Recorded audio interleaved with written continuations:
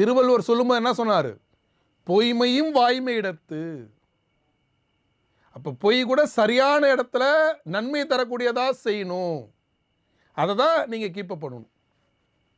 ஏன்னா குருபலமானது ரொம்ப நாளுக்கு அப்புறம் வந்திருக்கு. சனி பலம் ஏற்கனவே இருக்கு. கடன் வாங்கியாவது சாதிக்கக்கூடிய சூழல் இருக்கு. மறைமுகமாக பேசியாவது சாதிக்கக்கூடிய சூழல் இருக்கு.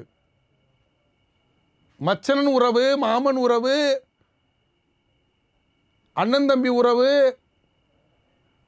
இப்படி உறவுகளால் மறைமுக பேச்சுவார்த்தையின் மூலியமாக சாதிக்கக்கூடிய மாதம் இந்த மாதத்தில். சித்திரை நட்சத்திரக்காரர்கள் ஒரு முறையேனும் மதுரையில் போய் கள்ளழகரை பாருங்க. சித்திரை நட்சத்திர அதிபதியே கள்ளழகர் தான். அழகர் பெருமான் அவ்வளவு வாரி வழங்கக்கூடிய தெய்வம். அவரை போய் ஒரு செவ்வாய்க்கிழமையில் உங்கள் உயரத்துக்கு ஒரு துளசி மாலை வாங்கிட்டு போய் கள்ளழகருக்கு சாத்திருங்க. உங்கள் தோஷத்தெல்லாம் அவர் எடுத்துக்குவார், லாபத்தெல்லாம் உங்களுக்கு கொடுத்துருவார்.